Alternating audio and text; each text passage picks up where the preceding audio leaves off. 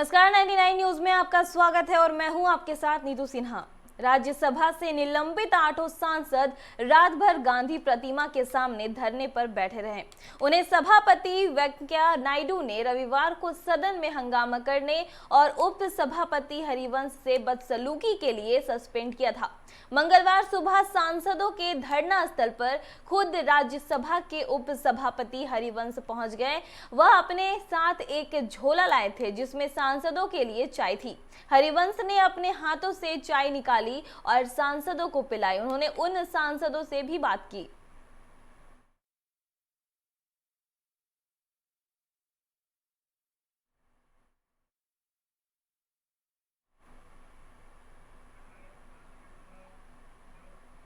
उत्तर प्रदेश में प्रस्तावित देश की सबसे खूबसूरत तथा सबसे बड़ी फिल्म सिटी को लेकर सीएम योगी आदित्यनाथ बेहद गंभीर हैं। बीते शुक्रवार यानी 18 सितंबर को उनकी घोषणा के बाद से फिल्मी जगत की नामचीन हस्तियों ने सीएम योगी आदित्यनाथ को बधाइयां दी हैं। इसके आगे बढ़ाने के क्रम में सीएम योगी फिल्मी जगत की हस्तियों से उनकी राय लेंगे। योगी आदित्यनाथ मंगलवार को वीडियो कॉन्फ्रेंसिंग के जरिए फिल्म सिटी की स्थापना को लेकर फिल्म जगत की हस्तियों से मुलाकात करेंगे। इसमें सुभाष घई, कैलाश खेर सहित कई शख्सियां मौजूद रहेंगी। इससे पहले रविवार को फिल्म निर्देशक मधुर भंडाकर लखनऊ में मुख्यमंत्री से मुलाकात कर चुके हैं। देश में कोरोना वायरस मरीजों की संख्या 55 लाख के पार पहुंच गई है। बीते 24 घंटों में 75,000 नए केस सामने आए हैं, जिसके बाद कुल मरीजों की संख्या में इजाफा हुआ है। वहीं 24 घंटों में 1075 मरीजों की मौत हो गई है, जिससे मौत का आंकड़ा तकरीबन 90,000 पर पहुंच गया है। स्वास्थ्य और परिवार कल्याण मंत्रालय की अनुसार देश में कुल कोरोना मामलों की संख्या 55,62,664 हुई, जिसमें 9,75,861 एक्टिव मामले, 44,97,868 ठीक हुए और 88,935 मौतें शामिल हैं। वहीं 24 घंटे 75,000 से अधिक नए केस मिले हैं, जबकि 1,053 मौतें हुई हैं। बिहार में पिछले 24 घंटों में 1,73,603 सैंपल की जांच हुई, जिसमें 1,314 नए संक्रमित मिले। इस तरह राज्य में कोरोना संक्रमण की दर 1% से भी कम हो गया है। यह दर कम होकर 0.76 रह गया है। अगर राष्ट्रीय स्तर पर देखें तो 24 घंटों में हुए कुल 7,31,534 सैंपल जांच में बिहार का हिस्सा 23.73 है। राज्य में कुल कोरोना संक्रमितों की संख्या बढ़कर 1,59,856 हो गई है, जबकि कुल स्वस्थ होने वालों संक्रमितों की संख्या भी बढ़कर 1,55,824 हो गई है। रिकवरी दर भी बढ़कर 91.63 हो गया है। राज्य में एक्टिव संक्रमितों की संख्या 13,161 हो गई है।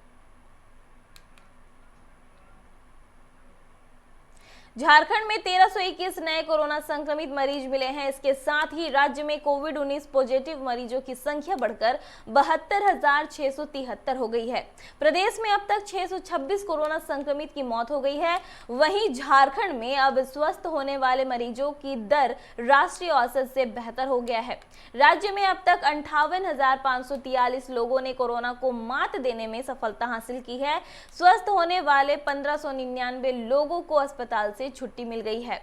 वहीं 13,504 सक्रिय मरीजों का इलाज अभी भी विभिन्न कोविड अस्पतालों में चल रहा है। राज्य में अब तक 18,09,494 सैंपल की जांच हो चुकी है। झारखंड विधानसभा के मानसून सत्र के आज तीसरे दिन महागमा से कांग्रेस की विधायक दीपिका पांडे ट्रैक्टर से झारखंड विधानसभा पहुंची। उन्होंने केंद्र में किसान विरोधी बिल पास होने का आरोप लगाते हुए इसका विरोध कुछ इस तरह से किया। इधर नियोजन नीति पर झारखंड हाईकोर्ट के आदेश के लिए राज्य सरकार को जिम्मेदार ठहराते हुए भाजपा विधायक सदन में हंगामा कर रहे हैं। हंगामा करते हुए भाजपा विधायक वेल में पहुंचे। विधायक अमर बावरी ने चर्चा की मांग को लेकर कार्य स्थगन प्रस्ताव लाया।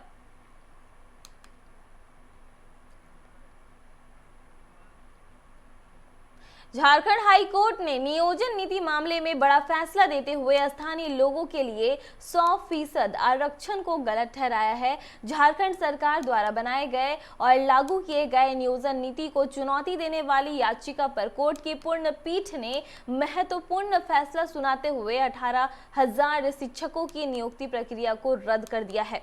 इसके अलावा नियोजन नीति को भी हाई कोर्ट ने निरस्त कर दिया है। कुछ दिन पूर्व ही इस मामले में अंतिम सुनवाई करते हुए अदालत ने फैसला सुरक्षित रख लिया था। झारखंड के बिजली उपभोक्ताओं को कोरोना काल यानी अप्रैल से लेकर सितंबर तक के लिए डिले पेमेंट सरचार्ज में छूट दी गई है। वहीं औद्योगिक उपभोक्ताओं को लॉकडाउन अवधि अप्रैल, मई व जून के फिक्स्ड चार्ज में छूट मिली है। झारखंड राज्य विद्युत नियामक आयोग ने आदेश दिया। आदेश में वितरक कंपनियों को होने वाले नुकसान को ध्यान में रखते हुए उन पर छोड़ा गया है कि वे इस व्यय को अगले परफॉर्मेंस रेवेन्यू में शामिल करेंगे या नहीं। विनोद बिहारी महतो कोयलांचल विश्वविद्यालय धनबाद में पीजी डिपार्टमेंट ऑफ बंगाली की ओर से पीएचडी रजिस्ट्रेशन सेमिनार का आयोजन किया गया, जिसमें कोलकाता, मालदा, मैथन, मुर्शिदाबाद के छात्र छात्राओं ने भाग लिया। डिपार्टमेंट की प्रोफेसर शर्मिला बनर्जी ने कहा कि ये प्री रजिस्ट्रेशन सेमिनार है जो पीएचडी में एडमिशन से पहले होता है। इससे पता चलता है कि कौन छात्र किस विषय में इंटरेस्ट रखते हैं और वे इसी पर डायरेक्ट करते हैं। बता दें कि प्री रजिस्ट्रेशन सेमिनार 1 दिन का है। इसके बाद छात्र 6 महीने का ट्रेनिंग करेंगे, फिर पीएचडी में नामांकन होगा।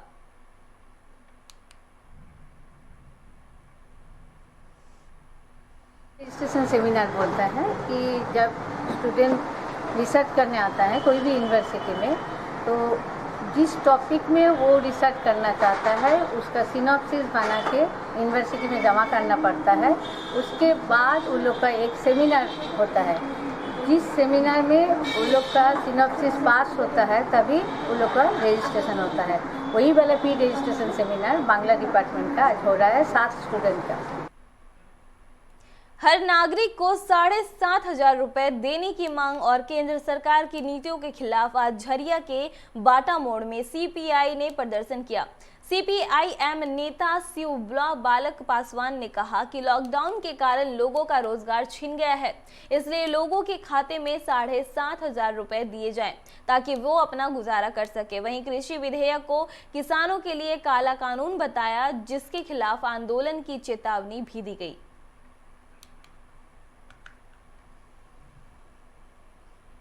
कम्युनिस्ट पार्टी मार्क्सवादी केंद्रीय कमेटी के आह्वान पर 17 सितंबर से लेकर 22 सितंबर तक पूरे देश में जिला से लेकर के केंद्र से लेकर राज्य से लेकर और झरिया लोकल कमेटी उस अभियान के तहत आज ये कार्यक्रम कर रहे हैं। इस अभियान का मुख्य कारण है कि नरेंद्र मोदी भारत के प्रधानमंत्री जी कोविड-19 के खिलाफ जो लॉकडाउन देश में लागू किया गया वो पूरी तरह से असफल रहा। धनबाद के सिटी सेंटर और बरटाड़ में परिवहन विभाग ने सघन जांच अभियान चलाया। इस दौरान हेलमेट और मास्क न पहनने वालों से जुर्माना वसूला गया।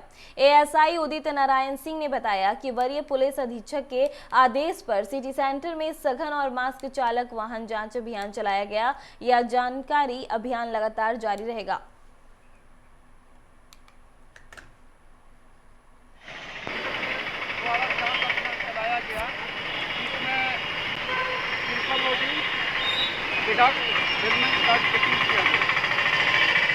कितने लोगों को फाइन किया गया है?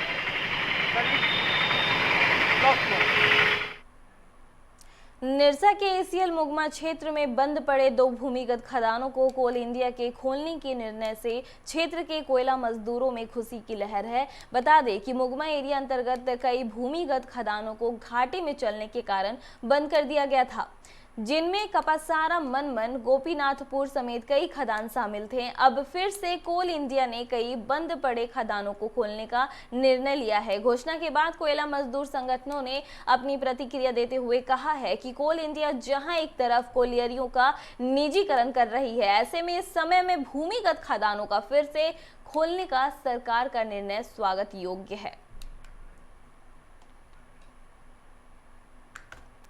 पॉजिटिव पहलू है, इसको हमारी पार्टी भाकपा माले और हमारा यूनियन AICTTU और CMWU इसका स्वागत करती है।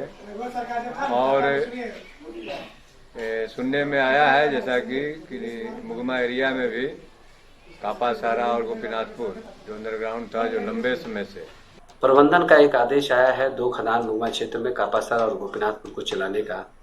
इसका हम तहे दिल से अपना स्वागत, अपनी यूनियन की ओर से स्वागत करते हैं कि मुगमा क्षेत्र में भूमिगत खदान खुलने से मजदूरों के अंदर में एक सकारात्मक संदेश जाएगा, जिससे गांव विस्थापन का मामला नहीं उठेगा। पर्यावरण के दृष्टिकोण से भी हम लोगों को ज़्यादा दिक्कत नहीं होगा, पॉल्यूशन से हम लोग फ्री रहेंगे।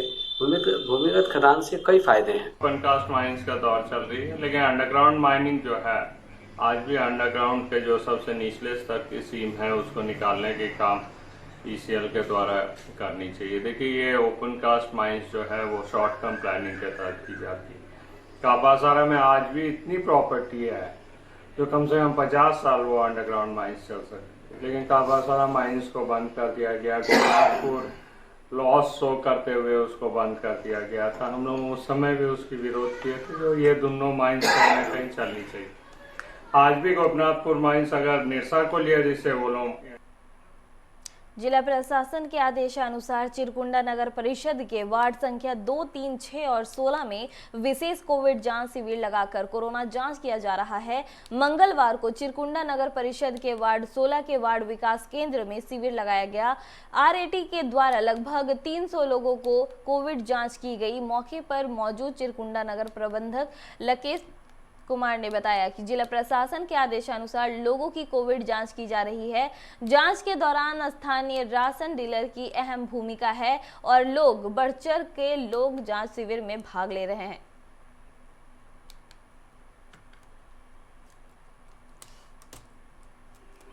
नंबर 16 न्यू वार्ड विकास केंद्र में हम लोग कैंप लगाए हैं। इसमें कोविड-19 का टेस्ट हो रहा है। इसमें जितने भी हाउसिंग कॉलोनी हो गए, ठीक है, जितने भी यहाँ पे जो रेजिडेंशियल एरिया है उन सारे लोगों को हम लोग कवर कर रहे हैं। सबसे पहले हम लोग यहाँ पे जितने भी सैया हैं उनका मदद लिए, उन लोग काम कर रही हैं। हमारा राशन डीलर्स है दोनों, नीरज जी हैं और ये जयंत दास जी हैं, जो मैंने डोर टू डोर जाके सबको कन्विंस कर रहे हैं कि ये कितना मतलब खतरनाक और उसका है और इसका मैंने प्रिकॉशन के लिए, ताकि भविष्य में कुछ ना हो। गोमिया के महुआ टाड़ में वज्रपात से एक महिला की मौत हो गई। बताया जा रहा है कि महिला खेत में काम कर रही थी, तभी तेज बारिश शुरू हो गई, जिससे बचने के लिए महिला एक बैलगाड़ी के नीचे छुपी थी। तभी अचानक बिजली गिरी और महिला की उसकी चपेट में आने से मौत हो गई।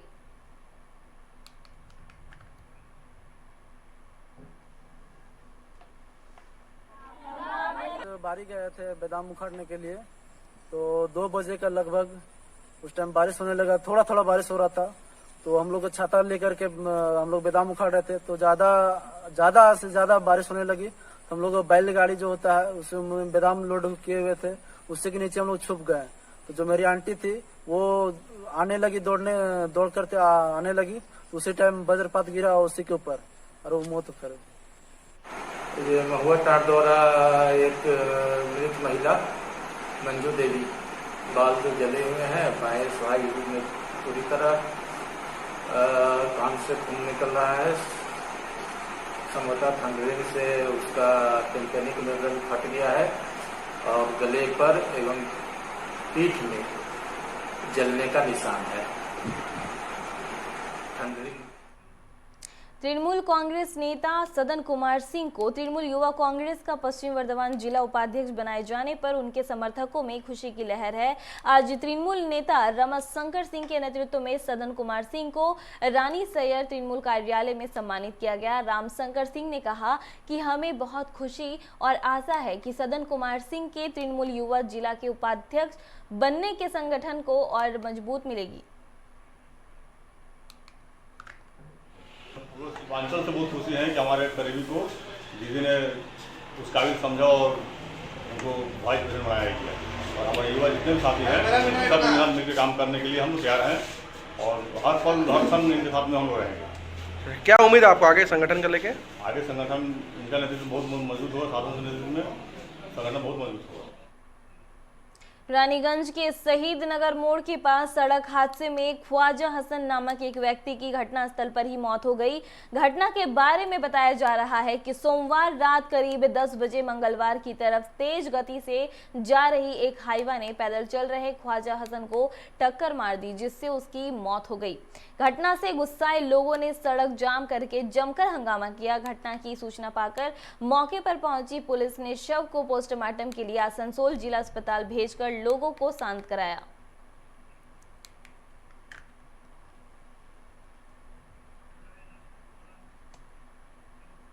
आसनसोल के मेयर जितेंद्र तिवारी और उनकी पत्नी कोरोना को मात देकर अपने घर लौट गए हैं। बता दें कि कोरोना संक्रमित होने के बाद दोनों का कोलकाता में इलाज चल रहा था। घर लौटने पर आज उनका गौधुली स्थित घनश्याम अपार्टमेंट परिसर में तृणमूल कांग्रेस जिला कोषाध्यक्ष अमित तुष्यान और उपाध्यक्ष अभिजीत आचार्य बप्पा ने उनका गाजे बाजे के साथ स्वागत किया। सैकड़ों समर्थक ने उनके आवास के बाहर आतिशबाजी कर खुशी का इजहार किया। लोगों के बीच लड्डू का वितरण किया गया। इस मौके पर MMIC पुण्यशशि राय, तृणमूल कांग्रेस नेता बूमा मुखर्जी समेत सैकड़ों समर्थक उपस्थित रहे।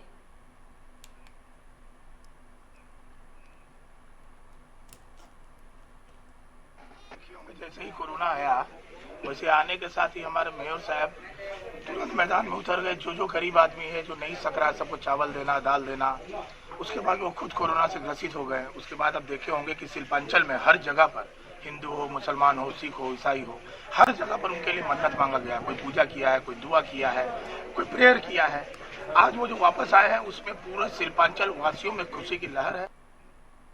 सांगतोड़िया के पारबेलिया और दुबेश्वरी कोलियरी ज्वाइंट एक्शन कमेटी के तत्वाधान में केंद्र सरकार की श्रमिक नीतियों के खिलाफ और धांगा जोड़ में कोलियरी खोले जाने की मांग को लेकर प्रदर्शन किया गया। इन लोगों ने एक जुलूस निकालकर पारबेलिया कोलियरी क्लाइंट पर पारबेलिया कोलियरी अभिकर्ता कार्यालय तक पहुंचे, जहां कोलियरी अभिकर्ता को मांग से जुड़ी एक ज्ञापन भी सौंपा गया। इस मौके पर ज्वाइंट एक्शन कमेटी के संयोजक बोध नारायण सिंह, नितुरिया पंचायत समिति के उपाध्यक्ष शांति भूषण प्रसाद यादव, KMC के तेज नारायण राम समेत कई लोग उपस्थित रहे।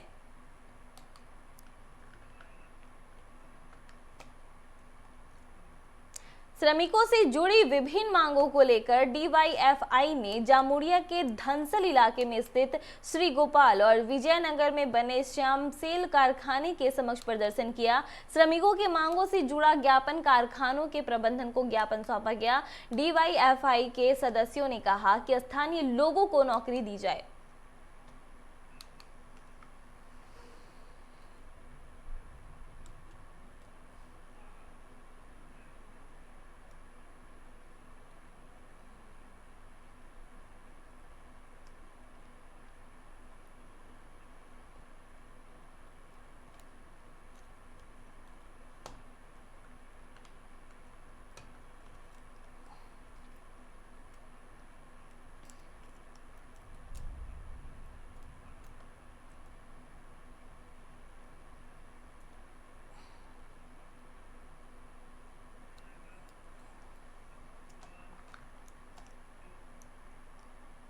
धनबाद के बोरागढ़ OP क्षेत्र के सिमला बहार कोलियरी में 11 सितंबर की रात हुई लूटकांड का खुलासा पुलिस ने कर दिया है। इस बारे में प्रेस वार्ता कर सिटी SP R रामकुमार ने बताया कि 11 सितंबर को 35 से 40 अपराधियों ने कोलियरी में कार्यरत कर्मचारी के साथ मारपीट कर और उन्हें बंधक बनाकर गोदाम से केबल लूट की घटना को अंजाम दिया था, जिसके बाद DSP ने एक टीम गठित कर लगातार छापेमारी कर 4 लोगों को गिरफ्तार किया है। चारों ने अपराध स्वीकार हुए 13 लोगों की जानकारी दी है जो इस लूटकांड में संलिप्त था। इनके पास से पुलिस ने 14 किलो तांबा का छिला हुआ तार और 2 मोबाइल भी बरामद किया है।